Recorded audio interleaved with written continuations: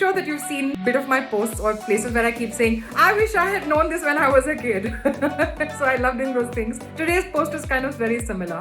And this is one of those things that, again, I wish I had known this as a kid, or there was a big discussion around this, it would have helped. But better late than never, as I always say. So this was this whole statement that most of us have grown up with, which is practice makes perfect. I'd never heard any other variation of this till very recently, maybe say 10 years ago or 11 years ago, where I started hearing another variant saying it's not practice makes perfect, but we're looking at is practice makes permanent and practice makes progress, or practice creates progress. Now, I'll be very honest, confession here.